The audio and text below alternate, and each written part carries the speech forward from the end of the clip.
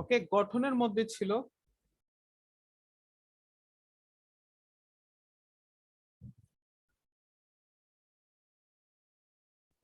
মধ্যে ছিল nitric অক্সাইডটা। So এটা দেখিয়ে দিই। এই সেশনটা লাস্ট 30 মিনিটের একটা ক্লাস হবে, একটু দেখো।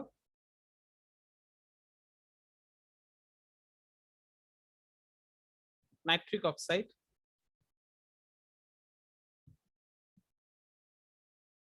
এটা একটু ব্যতিক্রম। এটা আপাতত লিখে রাখো, এটা আমি ক্লাসে বুঝাবো কোন একটা সময়। এটা আপাতত লিখে রাখো, এটা একটু ব্যতিক্রম এবং এটা বেশি আসে। নটরডেমে 2-3 বার আসছিল টেস্ট পরীক্ষায় নাইট্রিক অক্সাইডের গঠন এটা নিয়ে। এটা লিখে রাখো।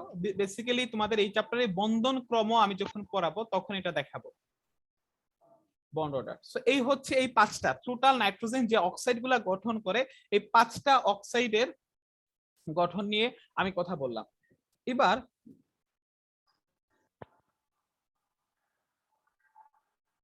একটা টপিকস দেখাই। টপিকসটার নাম হচ্ছে না জানলে সমস্যা, মানে জানতেই হবে এইরকম একটা টপিকস।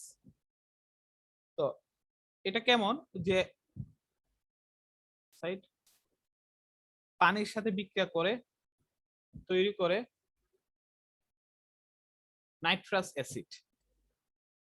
ওকে, লিখো, এটা লিখো, তারপর আমি বুঝাইতেছি।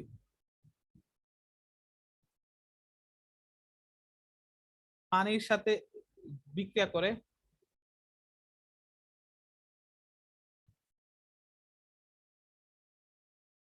Acid.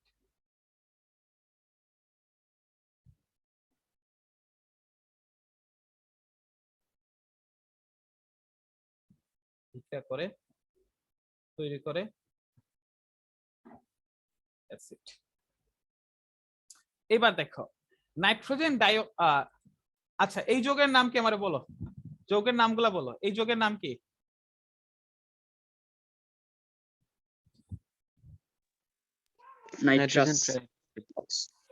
Dinitrogen trioxide. Dinitrogen trioxide. এই যৌগের নাম কি 2 নাম্বারটা? Nitrogen dioxide. আর লাস্টেরটা নাইট্রোজেন ডাইঅক্সাইড 2 নাম্বারটা, গুড। আর লাস্টেরটা dinitrogen pentoxide. Dinitrogen pentoxide. Dinitrogen পেন্টাঅক্সাইড।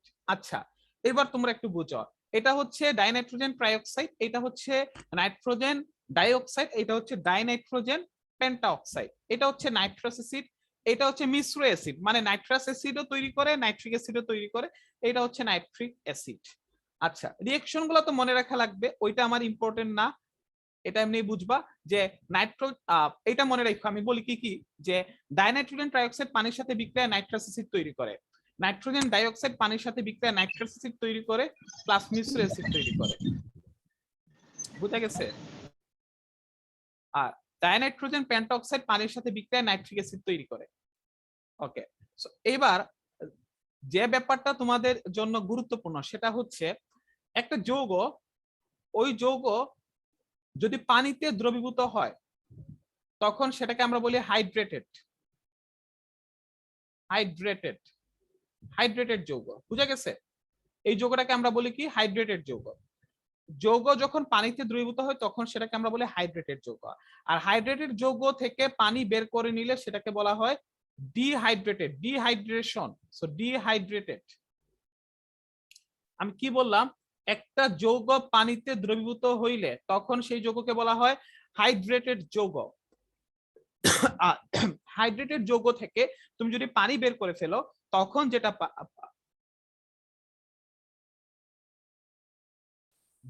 যৌগটা কি? যৌগ না, যৌগ, যৌগ, কম্পাউন্ড। কি রে ভাই, আমার লেখা বোঝা যায় না? একটা যৌগ যখন পানিতে দ্রবীভূত হয় তখন সেই যৌগকে বলা হয় হাইড্রেটেড যৌগ। আর হাইড্রেটেড যৌগ থেকে তুমি যদি পানি সরায় ফেলো তখন সেই যৌগটাকে বলা হয় ডিহাইড্রেটেড যৌগ। হাইড্রেটেড, ডিহাইড্রেটেড দুইটা ব্যাপার, হাইড্রেটেড একটা, ডিহাইড্রেটেড আরেকটা। তো এইবার আমি তোমাদের একটা ব্যাপার বলি, নাইট্রোজেন ডাইনাইট্রোজেন ট্রাইঅক্সাইড এটা পানির সাথে যুক্ত হয় কি তৈরি করে? Nitrous acid. তাহলে নাইট্রাস অ্যাসিড থেকে ব্যাপারটা এমন, ধরো 2 আর 3 যোগ করলাম, কত হইল? 5। এবার 5 থেকে আমি 3 বিয়োগ করলাম, কত থাকবে বলো? 2। এইটাই। তাহলে এই জায়গায় দেখো, নাইট্রাস অ্যাসিড এটা থেকে আমি যদি পানি সরায় ফেলি, নাইট্রাস অ্যাসিড থেকে আমি যদি পানি সরায় ফেলি কি পাবো বলো?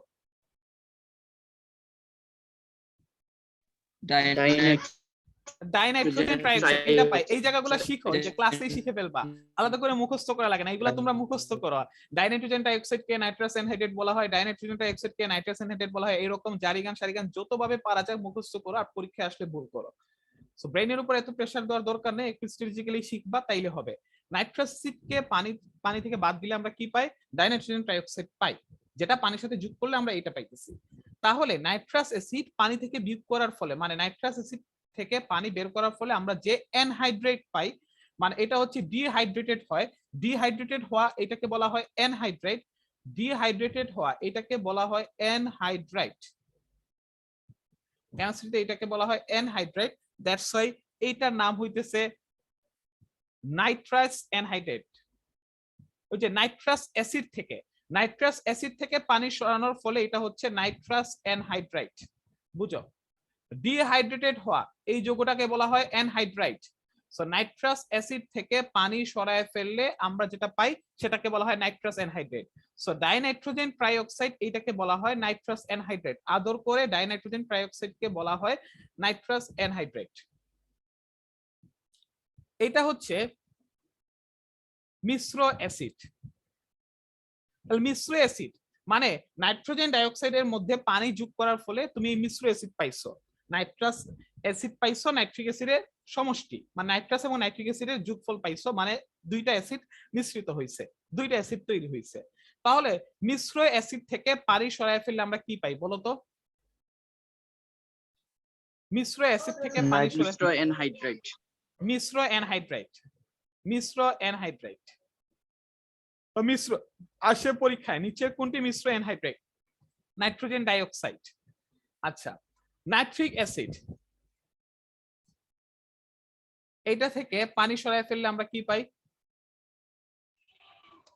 Nitric anhydride, nitric anhydride. Good, nitric anhydride.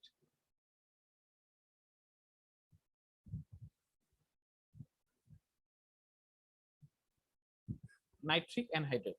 So এই যে দেখো, এটাকে আদর করে ডাকা হয় নাইট্রাস এনহাইড্রেট, এটাকে আদর করে ডাকা হয় মিশ্র এনহাইড্রেট, এটাকে আদর করে ডাকা হয় নাইট্রিক এনহাইড্রেট। সো নাইট্রাস এনহাইড্রেট কারা, মিশ্র এনহাইড্রেট কারা এবং নাইট্রিক এনহাইড্রেট কারা, এটা আশা করি বোঝার কথা। এটা মার্ক করে রাখো।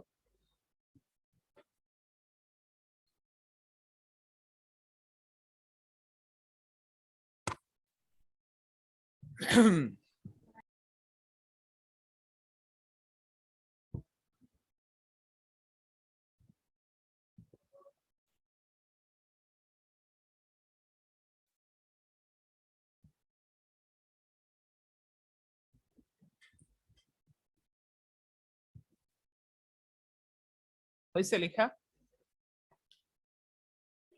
জি ভাইয়া। আচ্ছা, তো এই জায়গাগুলো আমার লেখা শেষ, আশা করি এটা বুঝছো। এবার আসি, এইখানে আর কোনো কথাবার্তা নাই।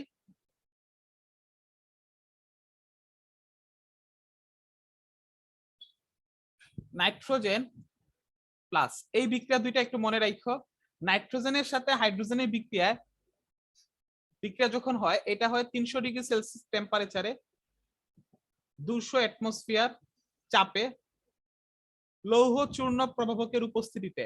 লৌহ চূর্ণ প্রভাবক, এটা একটা অবস্থান্তর ধাতু, প্রভাবকের উপস্থিতিতে আমরা পাই অ্যামোনিয়া। এটা হচ্ছে অ্যামোনিয়া গ্যাস।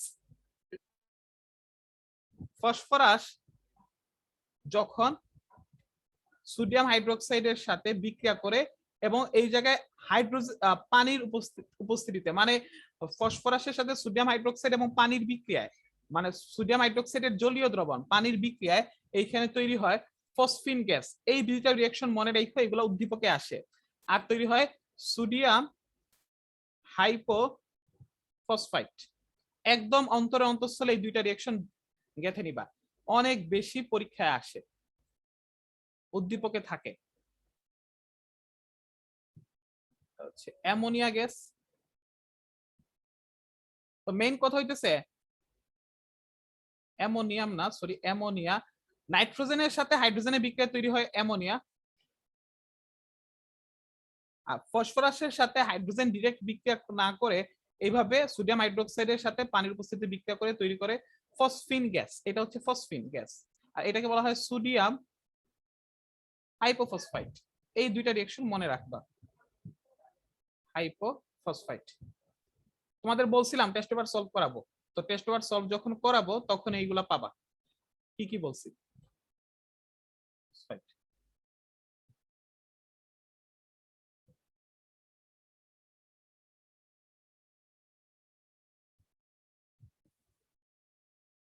হইছে লিখা?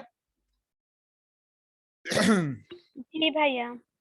ওকে, তো এইবার আমরা পরের কোশ্চেনে যাই। এটা পরীক্ষায় আসে তোমাদের।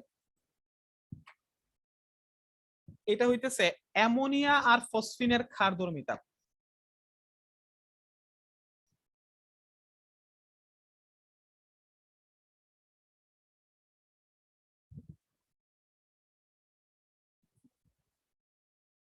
অ্যামোনিয়া ও ফসফিনের ক্ষারধর্মিতা। তো এইটা দেখো, কার বেসিসিটি ভালো, কার ক্ষারধর্ম ভালো, সেটা আমরা একটু দেখি। তো ক্ষারধর্মিতা অ্যাকচুয়ালি এই ব্যাপারটা কি, যারা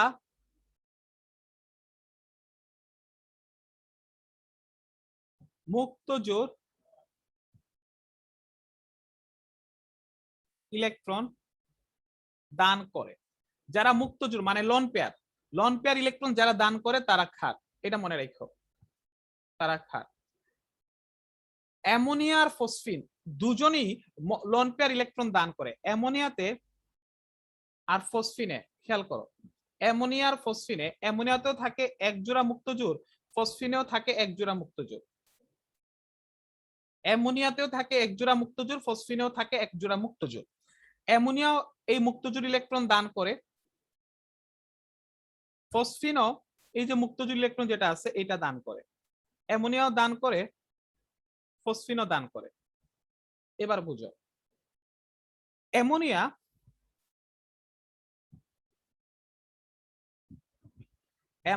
তার লন পেয়ার ইলেকট্রনটা বা মুক্তজোড় ইলেকট্রনটা দান করে H+ কে, হাইড্রোজেনকে মুক্তজোড় ইলেকট্রন। এবং যখনই মুক্তজোড় ইলেকট্রন দান হয় তখন মাঝখানে এই যে তীর চিহ্ন দিয়ে বুঝাইছি, এটা কি বন্ধন?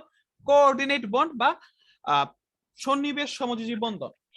সন্নিবেশ বন্ধন, গুড। এইটা তৈরি করে অ্যামোনিয়াম আয়ন তৈরি করে।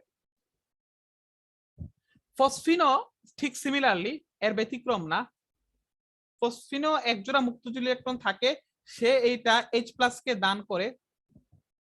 H+ মানে ফাঁকা অরবিটাল, মানে কোনো ইলেকট্রন নেই, ফাঁকা ইলেকট্রন। তো এই জায়গার H+ এর মধ্যে কোনো ইলেকট্রন নেই, ফসফিনের মায়া হয়, সে তার লোন পেয়ার ইলেকট্রনটা এটাকে দান করে উভয়ই শেয়ার করে ইলেকট্রনটা। তো এইখানে তৈরি হয় ফসফোনিয়াম আয়ন। এটা হচ্ছে অ্যামোনিয়াম আয়ন আর এটা হচ্ছে ফসফোনিয়াম আয়ন। ওকে, তো ফসফোনিয়াম তৈরি করে, এটাও সন্নিবেশ সমযোজী বন্ধন তৈরি করে, এটাও সন্নিবেশ সমযোজী বন্ধন তৈরি করে। তাহলে দেখো এই জায়গায় লিখতেছি সন্নিবেশ সমযোজী বন্ধন তৈরি হয়, কোঅর্ডিনেট বন্ধন এখানে ফর্ম হয়। অ্যামোনিয়া মুক্তজোড় ইলেকট্রন দান করে। তাই আমরা বলি অ্যামোনিয়া ক্ষারীয়। দেখো অ্যামোনিয়া মুক্তজোড় ইলেকট্রন দান করে, তাই অ্যামোনিয়া হইতেছে ক্ষারীয়। ফসফিনের ক্ষেত্রে দেখা যায় সেও সন্নিবেশ সমযোজী বন্ধন তৈরি করে। ফসফোনিয়াম আয়নে ফসফিনটাও মুক্তজোড় ইলেকট্রন দান করে, তাই ফসফিনও ক্ষারীয়। এই কথাগুলো তোমরা নিজেরা লিখবা, ফসফিন ক্ষারীয়। এখানে আমি আর লিখে টাইম নষ্ট করতেছি না, ফসফিন ক্ষারীয়।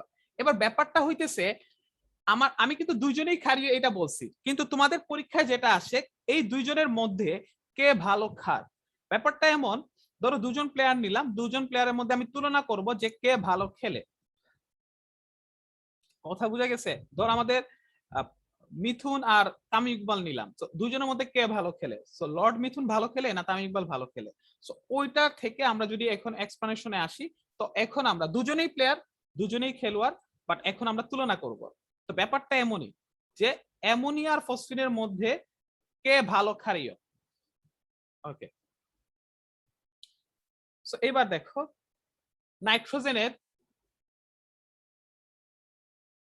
নাইট্রোজেনের ইলেকট্রোনেগেটিভিটি, EN মানে হইতেছে ইলেকট্রোনেগেটিভিটি, মানে তড়িৎ ঋণাত্মকতা। নাইট্রোজেনের তড়িৎ ঋণাত্মকতা ফসফরাসের তড়িৎ ঋণাত্মকতা থেকে বেশি। এবার ভাই আমি তোদের বলি, তড়িৎ ঋণাত্মকতা অনেকেই এখনো জানো না, এটা জাস্ট আপাতত মনে রাখো, অনেকেই জানো অনেকেই জানো না। যারা জানো তারা তো এখন বুঝে যাওয়ারই কথা নেই যে নাইট্রোজেনের তড়িৎ ঋণাত্মকতা ফসফরাস থেকে বেশি। আর যারা জানো না, আমি তড়িৎ ঋণাত্মকতা নিয়ে তোমাদের কয়েকটা ক্লাস পড়ি, এটা নিয়ে আমি পড়াবো। তিনটা জিনিস আছে: আয়নীকরণ শক্তি, ইলেকট্রন আসক্তি, তড়িৎ ঋণাত্মকতা, আয়োনাইজেশন এনার্জি, ইলেকট্রন এফিনিটি আর ইলেকট্রোনেগেটিভিটি। এই তিনটা জিনিস আমি পড়াবো, এই তিনটা জিনিস থেকেই তোমাদের পরীক্ষায় ফুল একটা সৃজনশীল থাকে। তো এটা নিয়ে আমি কথা বলবো। আপাতত আমার কথা ধরে নাও যে ভাই বলছে নাইট্রোজেনের ইলেকট্রোনেগেটিভিটি ফসফরাস থেকে বেশি। সো ইলেকট্রোনেগেটিভিটি মানে কি? ইলেকট্রোনেগেটিভিটি মানে হচ্ছে ইলেকট্রন টেনে নেওয়ার প্রবণতা, ইলেকট্রন নিয়ে নিবে। সো নাইট্রোজেনের তড়িৎ ঋণাত্মকতা দেখা যায় ফসফরাস থেকে বেশি। নাইট্রোজেনের তড়িৎ ঋণাত্মকতা হচ্ছে 3, ফসফরাসের তড়িৎ ঋণাত্মকতার মান হচ্ছে 2.5 উভয়ের থেকে। সো নাইট্রোজেনের তড়িৎ ঋণাত্মকতা ফসফরাস থেকে বেশি হওয়ার কারণে এই যে দেখো নাইট্রোজেন কয়টা হাইড্রোজেনের সাথে যুক্ত, এই জায়গায় খেয়াল করো, নাইট্রোজেন 3টা হাইড্রোজেনের সাথে যুক্ত, ফসফরাসও 3টা হাইড্রোজেনের সাথে যুক্ত। এবার নাইট্রোজেন যেটা করে, সে এই যে 3টা হাইড্রোজেনের সাথে যুক্ত থাকার ফলে ওই 3টা হাইড্রোজেনের সাথে নাইট্রোজেন কি ধরনের বন্ধনে আবদ্ধ বলতো?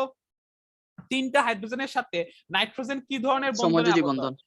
সমযোজী বন্ধন, কোভালেন্ট বন্ডের মাধ্যমে আবদ্ধ। সো কোভালেন্ট বন্ডে আবদ্ধ থাকার কারণে নাইট্রোজেন, ব্যাপারটা দেখো, এই যে নাইট্রোজেন, এই যে দেখো 3টা হাইড্রোজেনের সাথে, আমি এই জায়গায় বুঝাইতেছি।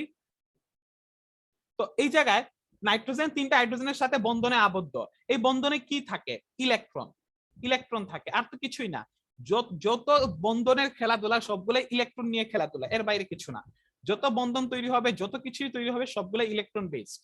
তো এই জায়গায় নাইট্রোজেন যেটা করে, নাইট্রোজেনের তড়িৎ ঋণাত্মকতা ফসফরাস থেকে বেশি হওয়ার কারণে, ফসফরাসেরও সেম, ফসফরাস এই যে দেখো বন্ধনে আবদ্ধ।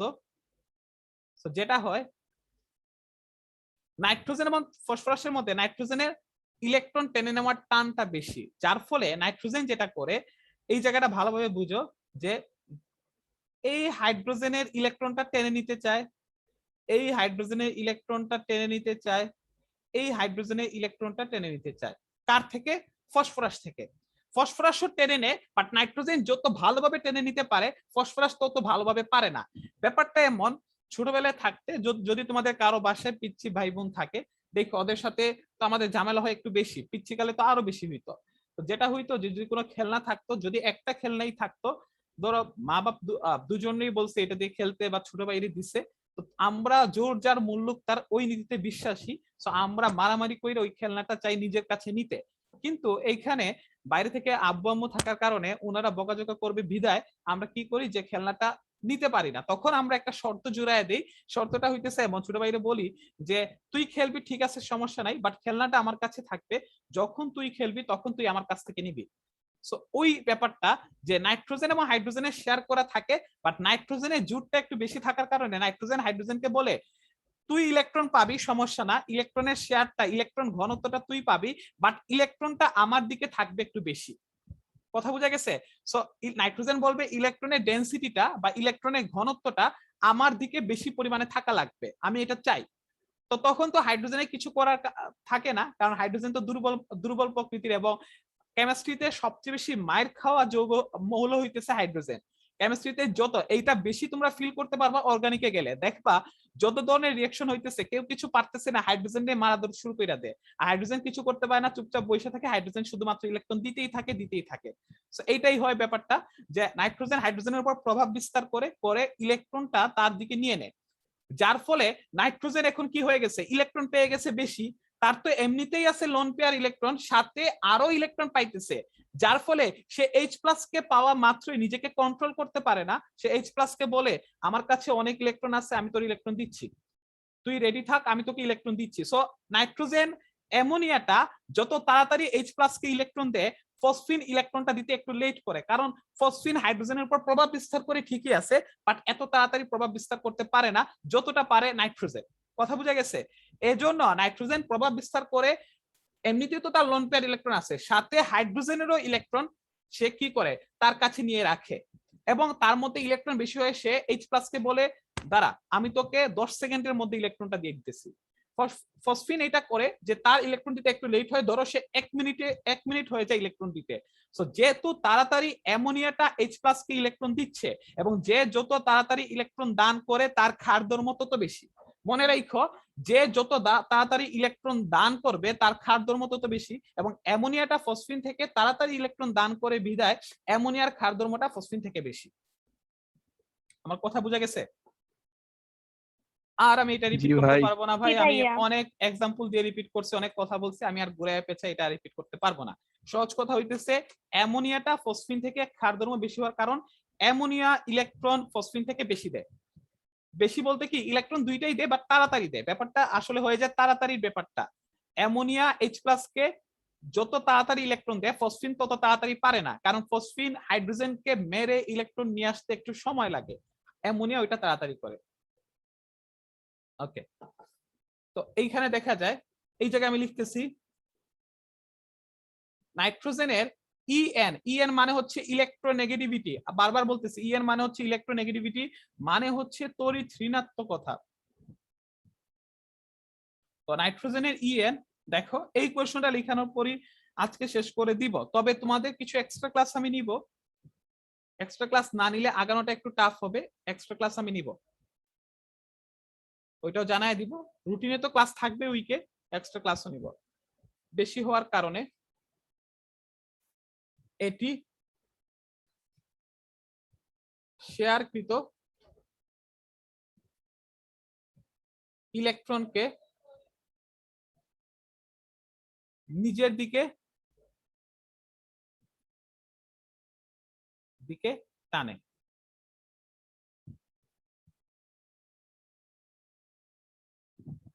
যা ফসফরাস ও হাইড্রোজেনের মধ্যে ক্ষেত্রে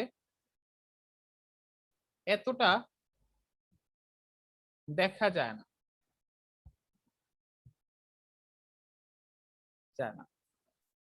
তো নাইট্রোজেনের ইলেকট্রন ঘনত্ব, ইলেকট্রন ঘনত্ব ঘনত্ব বেশি হয়ে যায় ওই যে হাইড্রোজেনের ইলেকট্রনটা টেনে নেয় না, টেনে নেওয়ার কারণে নাইট্রোজেনের ইলেকট্রন ঘনত্ব বেশি হয়ে যায়। এই কি হইতেছে?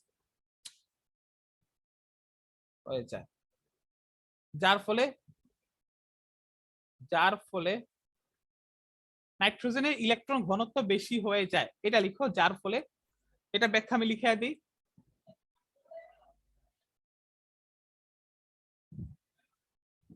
নাইট্রোজেন ইলেকট্রন ঘনত্ব বেশি হয়ে যায়, যার ফলে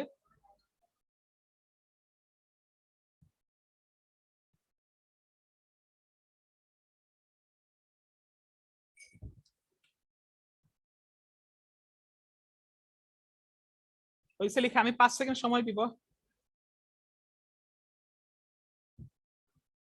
হ্যাঁ হ্যাঁ হ্যাঁ, ইলেকট্রোনেগেটিভিটি বেশি, তার ক্ষার ধর্ম বেশি।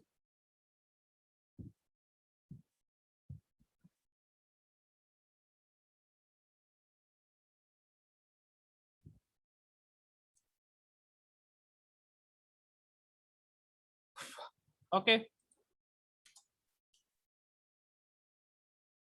যার ফলে যে কোনো